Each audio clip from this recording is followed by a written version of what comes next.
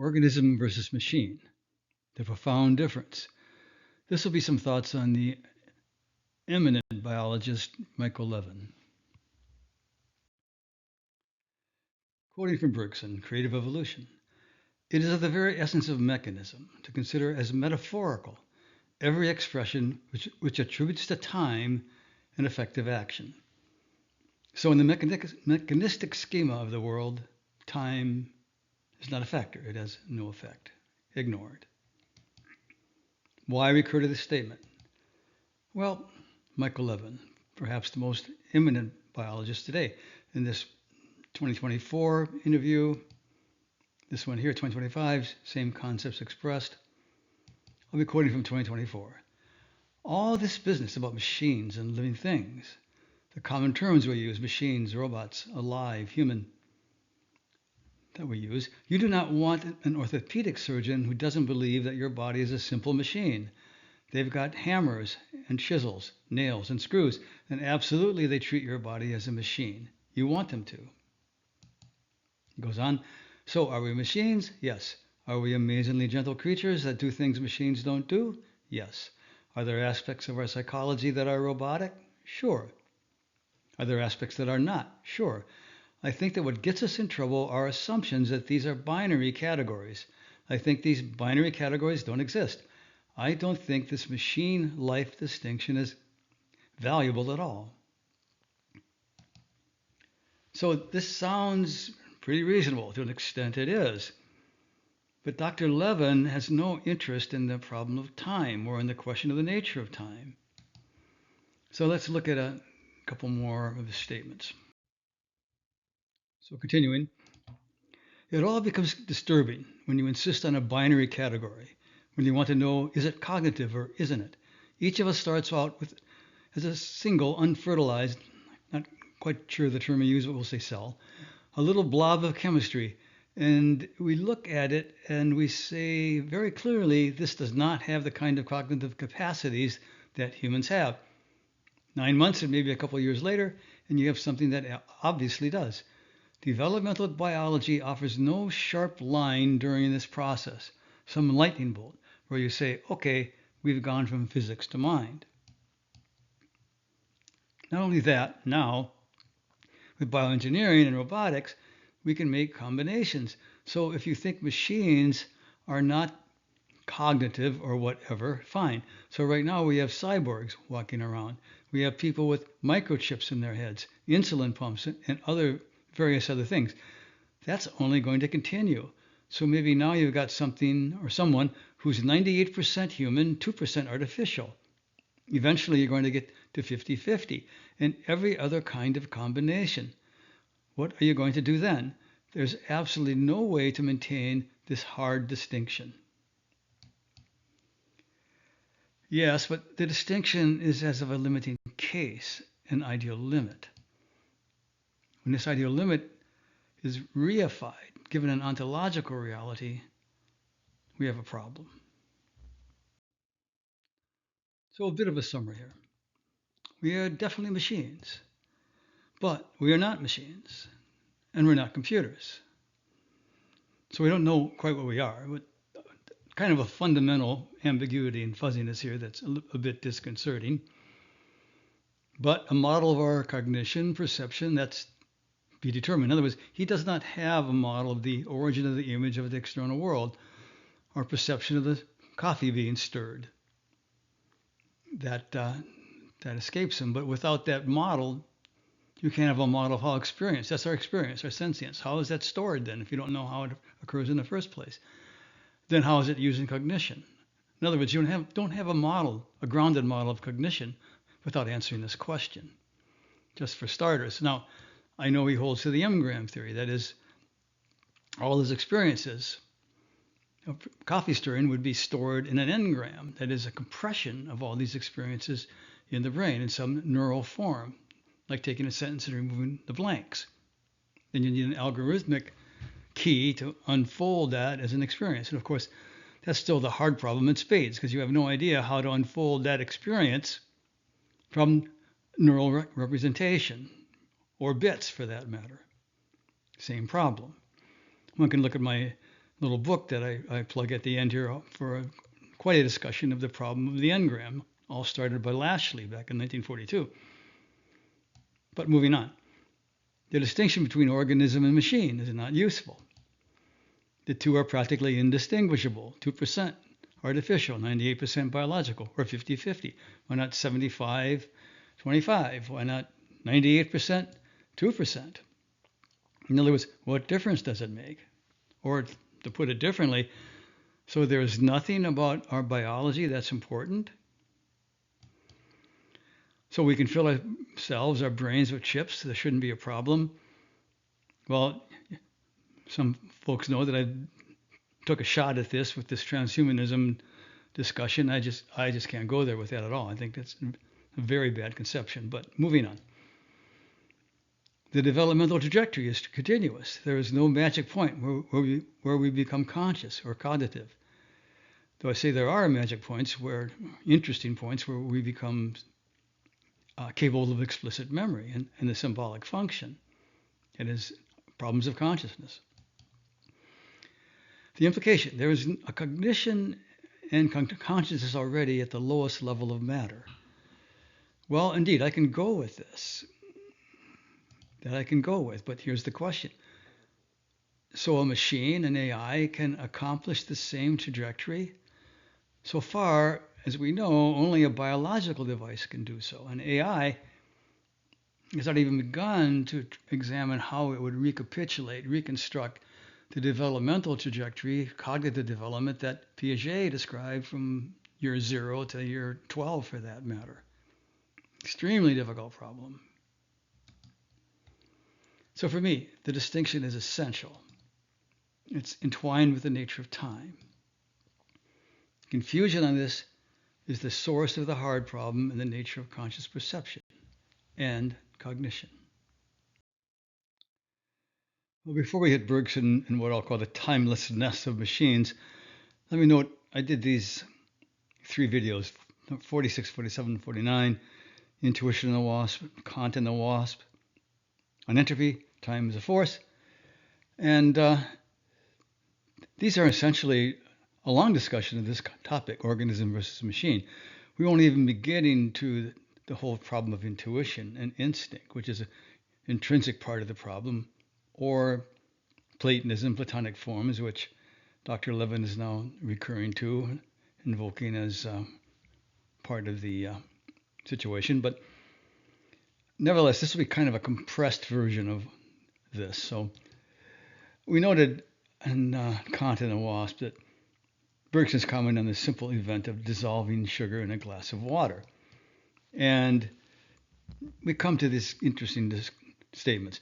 Duration, he knows, is the very stuff of reality. We must wait for the sugar to dissolve. This is important. Only in an abstract space, say a mathematical space, can the event be sped up or slowed down. The universe transforms at a certain pace. Duration. Time is a force. It's a very effective aspect of the universal field. So he says, the duration of the universe, the paced unfolding, must therefore be one with the latitude of creation which can find place in it. So remember, Bergson is trying to describe and allow for creation in the universe, the creation of butterflies and brontosaurs, etc. So he poses the general problem.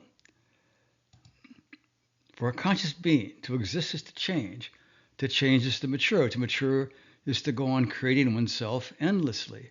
Should the same be said of existence in general? So for material objects, a glass, a cube of Lego blocks, if you change it via an external force, what you get is a displacement of parts.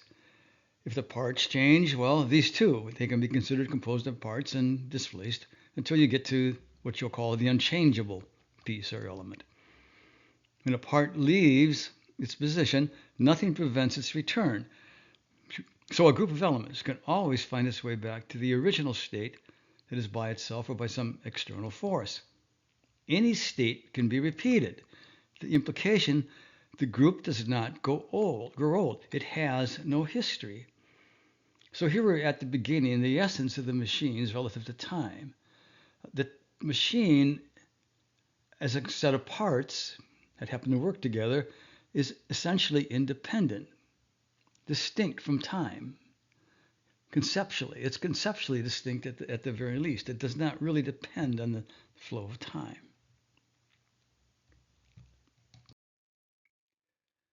So Bergson says change must be reducible to an arrangement and rearrangement of parts. The irreversibility of time must be an appearance relative to our ignorance. The impossibility of turning back must be only the inability of man to put things in place again. So growing old can be nothing more than the gradual gain or loss of certain substances. For example, loss in the cells of internutritive substances, increase of toxins. So when the egg breaks and spills all over the table, or the cup breaks there, the difficulty of putting it back again is just considered a statistical improbability. Time has no particular force in this. It's simply a statistical problem in the entropy notion of current physics. So time is no more reality than an hourglass. Just flip it to return it back, things back to the start. So nothing is created in this.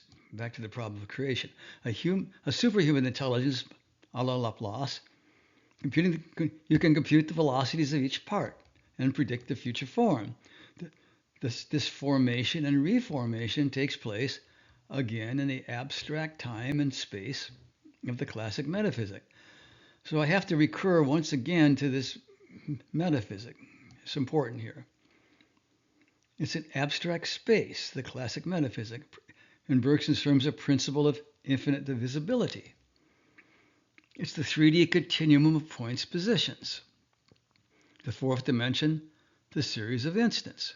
And so motion through that continuum, the motion of an object, say a cup, is treated as a series of points or positions, each point corresponding to an instant. In essence, a mathematical treatment is a coordinate system, point by point by point, on a coordinate system, whether 2D or 3D, 4D. The problem is this is an infinite regress between each pair of points. To explain, quote unquote, the motion, a new infinitely divisible line of points is inserted between each pair, ad infinitum. This is equally an absurdity because motion is being treated as a set of immobilities. Further, the time in this conception is really only the noting of simultaneities in space. Take our period rotating on the turntable there. We can say each coincidence of the tail with a knob there, we'll define that as a second.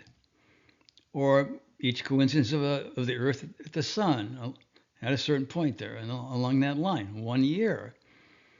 But speed up the turntable, 2x, or the universe for that matter. The measure of time is unchanged. The same spatial simultaneities still occur. Abstract time does not care what happens in the interval, only at the ends of the interval, where that tail recurs with a knob again. So an unorganized body, an inorganic body, its present state, or present instant, depends entirely on the state of the previous instant. And as an isolated system, as you want to look at the glass, the position of its points is determined by the position of the same point at the previous instant, thus by equations with coefficients, ds dt, dv dt. So the instant immediately before is connected with the previous present instant by the interval dt. So we're saying the present state is defined by equations with differential coefficients, ds dt, dv dt. That is by present velocities and present accelerations. That is a present considered along with its tendency. The system science works with, then, as Bergson notes, are in fact in an instantaneous present that is always being renewed. Go back to our abstract continuum there. As we move the cup, each point of the cup's motion corresponds to an instant of the entire universe, symbolized by my cube, taken across the entire universe. But the time extent of each of those cubes is a mathematical point. Why? Because the logical end of that infinite division, if there could be one, would be a mathematical point. That is, a point with no beginning or no end. Therefore, each cube is frozen. We'll come back to the implication of this in a second. So this never occurs in the real concrete duration in which past remains bound up with present. That is, space 2 does not reflect the state of space 1, and space 3 does not reflect the space 1 and space 2. There is no actual history. The present state of space 3 is not bound up with space 1 and space 2. So when the mathematician calculates the future state of the present system, says Bergson, at time t, there's nothing to prevent him from supposing that the universe vanishes from this moment till that, and suddenly reappears. It's the teeth moment that counts. That is a mere instant, not the interval. We don't care about the living through of the parrot of that interval. The science places himself at the extremity of the interval, and he divides the interval into infinitely small parts, smaller intervals, dt's, now computed accelerations, velocities, that is, tendencies. But still, he is speaking of static moments, not flowing times. That is, he has a series of such extremities, or ends of intervals, instants. So the world of the mathematician, says Bergson, a world that dies and is reborn at every instant. The world which Descartes was thinking of when he spoke of continued creation. Go back to our abstract continuum again, where we're creating cube after cube after cube, which in essence they're all unrolling at deterministically, a la cue ball and 8-ball, repeatedly, always the same lines of force, essentially also our four-dimensional space-time block. But the point is, they're frozen. There's no change possible. If you have a mathematical point and time extent of each of those cubes, you cannot have change. Cube 1 cannot cause cube 2. So you need continued creation. This is where you have to bring in God, as Descartes saw, to create each cube over and over. But this, one should note, is the underlying subtext of every discussion you see in physics about relativity, space-time, etc. It's this conception, hiding there, this absurdity. So when Bergson says there is no instant immediately before another instant, there could not be. This is one way to understand it. Those time extent of mathematical point cubes cannot cause another cube. It is, one instant cannot actually precede another instant. It makes no sense. So he says physics fools itself. It cannot escape continuous creation. This instantaneity is an abstract limit, never occurring in the real world. This isolation is an abstract limit. Neither is reached in the concretely transforming concrete world. No system is isolated from the indivisible global transformation, except conceptually, as machines are. So for Bergson, we really have a conception of an organic universe where motion is indivisible. It's not treatable as a series of instants, states, immobilities, positions, but rather as a melody, each note interpenetrating, permeating the next, each note or instant, if you want to say that, reflecting the preceding series, the preceding notes, in organic continuity, indivisible. And again, we noted that statement. You're trying to allow for creation, the latitude of creation in the first place. The whole in this conception is transforming. Objects and their motions, they can be relative from a relativistic perception, but in truth, They are not. They are changes or trances of state within this global motion, which would be a global simultaneity. So we come back to the question, why must we wait for the sugar to dissolve? Well, the waiting time is not the mathematical time. It is no longer something thought. It is something lived.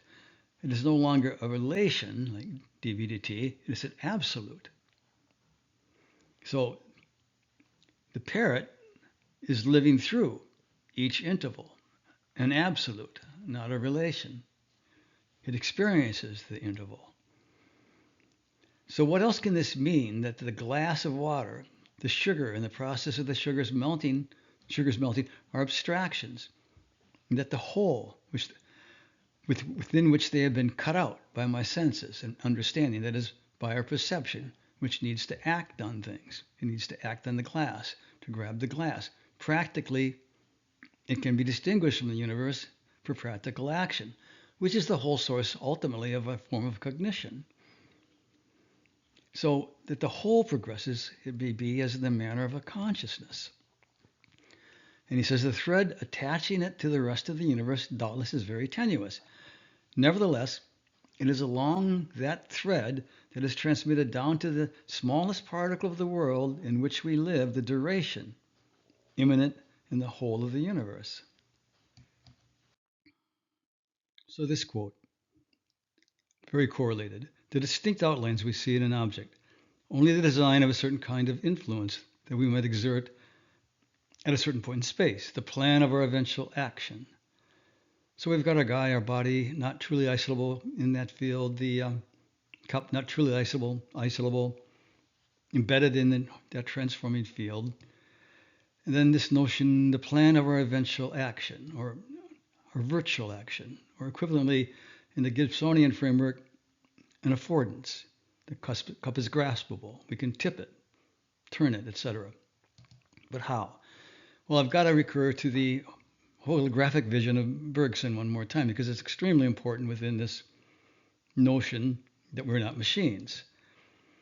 So the transforming field is holographic, an indivisibly transforming holographic field for Bergson, and the brain is acting as a modulated reconstructive wave, passing through the indivisibly transforming holographic field and specific to a source within the field, say the cup. Now, an aspect of the field specified as an image, but right where it says it is, within the field, not within the brain, not within some hypothetical, mythical, perceptual space or mental space. There's got to be a selection principle from the vast information in the holographic field, and that is it's relatable to the body's action capabilities. If you note up in the upper right there, we're using frequency 3 as a reconstructive wave passing through the information on that plate, and we're specifying the object wave associated with frequency 3, the cup. We can change that, modulate the wave to frequency 4, and we can specify, say, a cube, selecting out different information by modulating the reconstructive wave. So the brain is acting as a modulated reconstructive wave. The events in the field are modulating it, whether it's stirring coffee, whether it's pouring the glass, etc. So perception is virtual action. But the kicker here, the biochemical dynamics underlying this wave is specific to or specifying the scale of time. The field is not inherently a scale of time that we normally live at. That's kind of a fallacy. Currently, yes, the fly would be a buzzing fly in normal scale. Could be specified as a heron-like fly, barely flapping his wings, or as a stable, motionless fly, wings not moving at all. Again, correlated with the possible action on that fly. You could pull it out of the air by the wingtip. The fly could be a field of electrons, barely distinguishable from the field itself. I've noted LSD, I think, using and acting on a specific receptor, the 5-HT2A, raises the oscillation frequency of the entire neural mass, and consequently events are slowing down. The fly slows down to the heron-like fly. The stirring coffee slows down a bit, the swirls slow, etc. Perceptual specification, the time scale, slows. Suppress this action, says Bergson, and the individuality of the body, that is the action of perception, is reabsorbed. the body's reabsorbed. Take into the universal interaction. Example, the fly. The ensemble of electrons barely perceptible now as remarkably or demarkably different from the field. But this is why the biology is totally important. This is a biochemical resonating mass being modulated by different enzymes, different cell types, different chemicals. How one simply replaces this with a machine-like action with silicon is beyond me. But worse, the specification is to the past, to a time extent of a past transformation of the indivisibly transforming field. For in this indivisible transformation, this melodic transformation, there are no instants falling into the past. It is the past being a symbol of non-existence. In essence, this transformation forms an attribute of primary memory. So in this single system that is the brain and the field, the brain can be specifying the past of the field as a buzzing fly or a heron-like fly.